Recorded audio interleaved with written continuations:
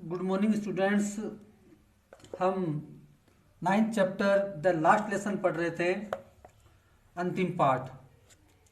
इसमें जो है हमने पढ़ा था किस प्रकार जो है फ्रेंच भाषा को बंद कर दिया गया था, और मिस्टर हैमल जो एक टीचर हैं वो अपना अंतिम लेसन जो है पढ़ रहे हैं।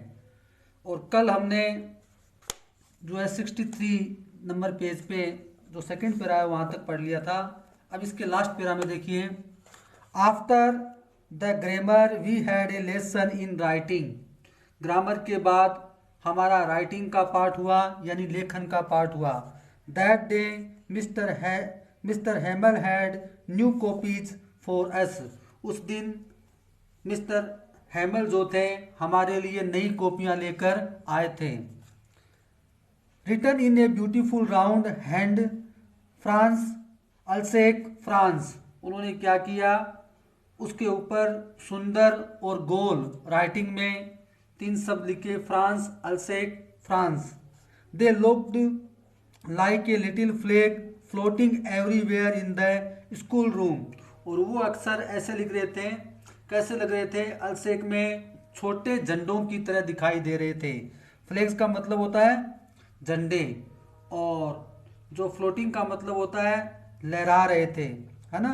जो वो अक्सर जो थे वहाँ पर स्कूल में किस प्रकार लहरा रहे थे, अल्सेक में, यानी ये छोटे छोटे झंडों की भांति दिखाई दे रहे थे। जो वर्ड उसने लिखे थे वो छोटे छोटे झंडों की भांति दिखाई दे रहे थे। In school room hung from the rod at the top of our desk.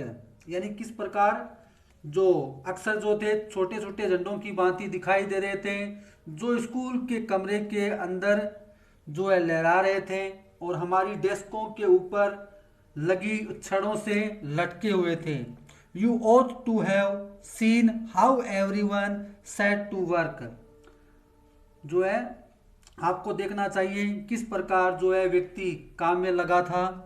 And how quite it was, और कितनी शांति छाई हुई थी, यानी क्लास में बहुत शांत वातावरण था, जिसको हम कहेंगे calm atmosphere. The only sound was the scratching of pens over the paper. जो साउंड था केवल किसका सुनाई दे रहा था, एकमात्र आवाज थी वो कागज पर पेन के चलने की या रगड़ने की आवाज सुनाई दे रही थी। Once some beetles flew in but nobody paid any attention to them. एक बार कुछ भी जो है बैटल, जिसको हम भोरे कहते हैं, जो भोरे होते हैं एक प्रकार का कीट है, तो वो भी उड़ रहे थे, लेकिन किसी ने उसकी ओर ध्यान नहीं दिया।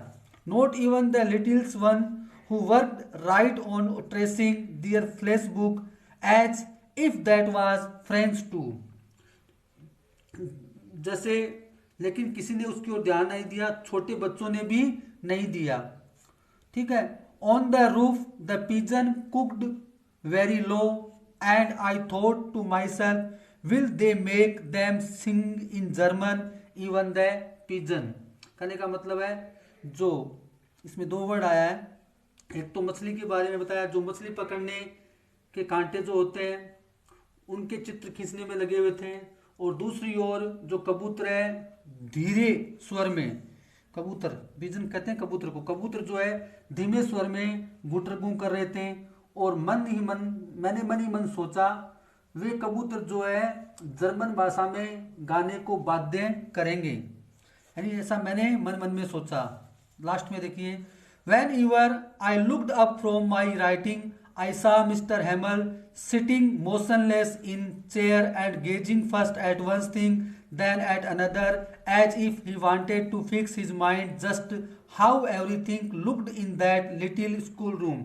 जब मैंने जो है क्या कर रहा है, जब मैंने लिखते हुए ऊपर की ओर देखा तो क्या देखा, एम हैमल बिना हिले डुले उसकी कुर्सी पर बैठे देखा। यानी वो अपनी कुर्सी पर बैठे थे बिना हिला डुले। कभी एक वस्तु की ओर टकटकी लगाकर देखते हैं, फिर दूसरी वस्तु की ओर, जैसे कि वह अपने दिमाग में अंकित कर लेना चाहते हैं। किस प्रकार अंकित करना चाहते हैं, जस्ट लाइक नेक्स्ट जो लास्ट लास्ट है ना उसमें, जस्ट लाइक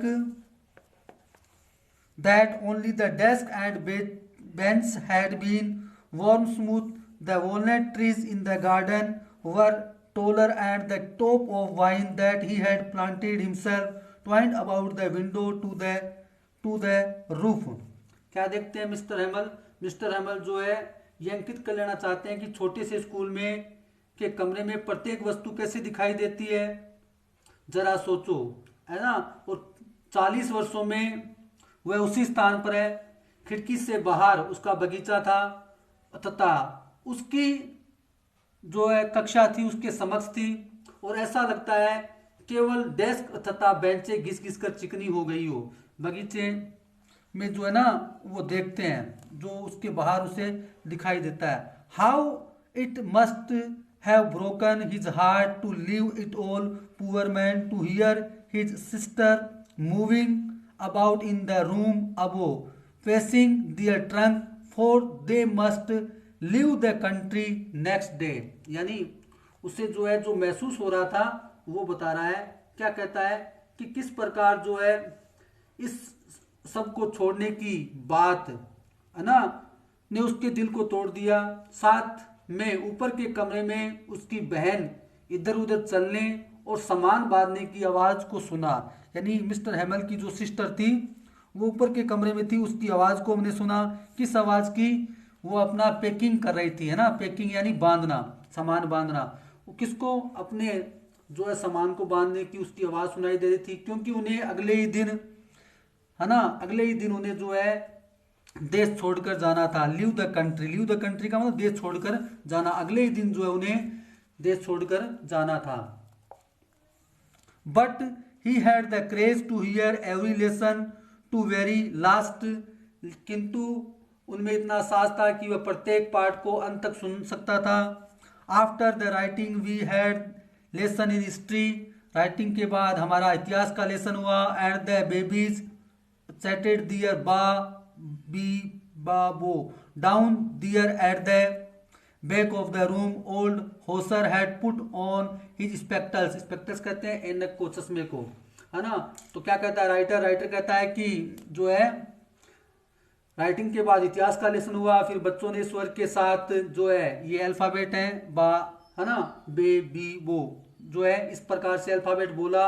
और कमरे के पिछले हिस्से में बूढ़े जो है होसर ने जो है अपना चश्मा लगा लिया था। And holding his primer in both hands spelled the letter with them, और अपनी जो प्राइमरी पुस्तक थी, प्राथमिक पुस्तक, उसको खोल पकड़े हुए वो जो है अक्षरों को बोल रहा था। You could see that too was crying, his voice trembled with emotion, and it was so funny to hear him that we all wanted to laugh and cry all. How well I remember it that last lesson.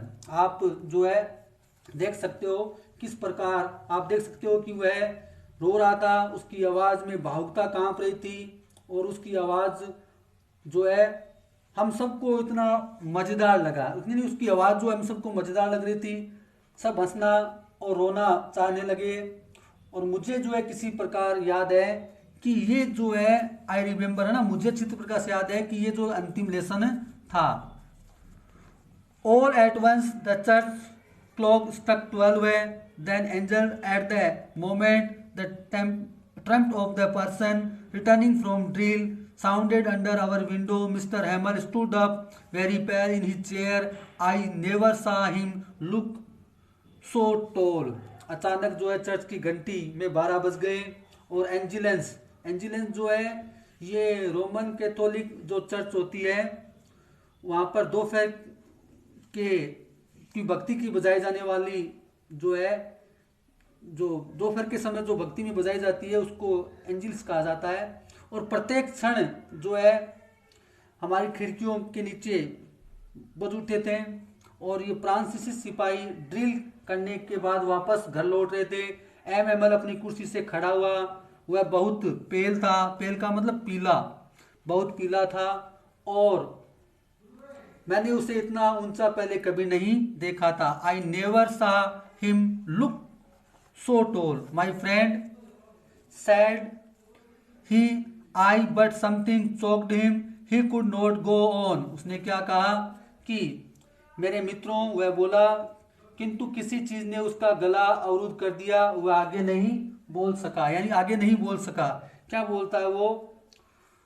वाइसला France, यानी France जिंदाबाद। इसका मतलब France, France name of the country, क्या कहता है वो कि France जो है जिंदाबाद। इससे पहले क्या कहता है? Then he turn to the blackboard, फिर वह ब्लैक बोर्ड की तरफ मुड़ते हैं। Took a piece of chalk and bearing on with all his might he wrote as a large as he could. उन्होंने जो है ब्लैक बोर्ड के पीछे वो मुड़ते हैं, चौक का टुकड़ा लिया और पूरी शक्ति का प्रयोग करते हुए जितना बड़ा लिख सकते थे लिखा। क्या लिखा? वाई ला फ्रांस, फ्रांस जिंदाबाद। Then he stopped and leaned his head against the wall and without a word he made a gesture us to us his hand. और फिर जो है वह रुका और अपना सर दीवार से सटा लिया, बिना एक शब्द बोले हमें अपने हाथ से इशारा किया। क्या इशारा किया? School is dismissed, you may go. School जो है डिसमिस हो गई, यानी विसर्जित किया जाता है, स्कूल को विसर्जित किया जाता है, तुम लोग जा सकते हो, यानी तुम लोग जा सकते हो। तो इस प्रकार मिस्टर हेमल अपना जो है अंतिम चैप्टर पढ़ते हैं और आपका ये चैप्टर समाप्त होता है। आपको जो है इसके क्वेश्चन आंसर करने हैं। इसमें सबसे मोस्ट जो एग्जाम की दृष्टि से क्वेश्चन है अपना, हालांकि सारे ही मोस्ट हैं, लेकिन सबसे पहले आपको एक क्वेश्चन तैयार करना है, वो है draw a character sketch of mister Hamel. जो फोर्थ क्वेश्चन है सी सेक्शन में, draw a character sketch of mister Hamel. 125 वर्ष में है ये, ठीक है। और ये आपको विशेष रूप से तैयार करना है। आपको सेक्शन बी, सेक्शन सी के सारे क्वेश्चन जो है अपनी नोटबुक में करने हैं, क्लियर है। और मिस्टर हेमल का कैरेक्टर जो है वो विशेष रूप से तैयार करना है। मिस्टर हेमल का कैरेक्टर जो है वो विशेष रूप से तैयार करना है। और लेसन को जो है वापस रिपीट करना है। मैं आपको बता दूं किस प्रकार जो है आपको मिस्टर हेमल का कैरेक्टर लिखना है, यानी श्रीमान हेमल जो फ्रांस के अंदर फ्रेंच भाषा के टीचर हैं और किस प्रकार अपना अंतिम लेसन पढ़ते हैं जब वहाँ की स्कूलों में जो है उनकी फ्रांस भाषा को बंद कर दिया गया था। तो देखो, सबसे पहले आपको जो है क्वेश्चन तैयार करना है, draw a character sketch of M Hamel. M Hamel का चित्रण कीजिए। इसमें ये जो क्वेश्चन है ना फोर्थ, इसकी बात कर रहा हूं मैं, draw a character sketch of mister M Hamel. तो इसमें आपको लिखना है mister Hamel was a French teacher. पहला क्या हो जाएगा? Mister Hamel was a French teacher, यानी एम हेमल एक जो है फ्रेंच के शिक्षक हैं। He was devoted to the student and school, वह जो है विद्यार्थियों और स्कूल के लिए समर्पित थे।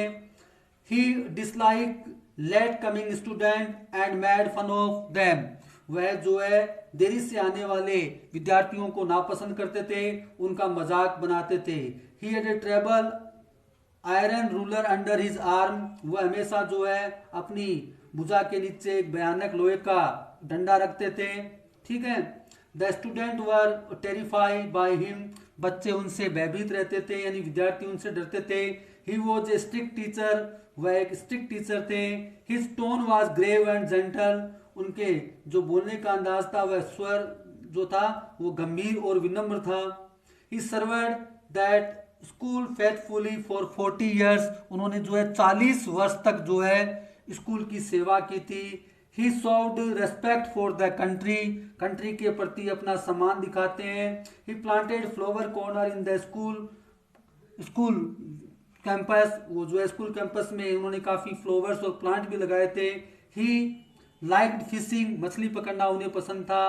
ही thought French language to be the most beautiful and the clearest and logical language in the world, उन्होंने क्या सोच रखा था कि फ्रांस लैंग्वेज जो है सबसे सुंदर और तार्किक भाषा है। He was an emotional man, वो एक गंभीर जो इमोशनल व्यक्ति थे, भावुक व्यक्ति थे। His voice trouble at the time of the end of the last lesson, उनकी आवाज जो है वो अंतिम चैप्टर में कांपने लग गई थी, ठीक है।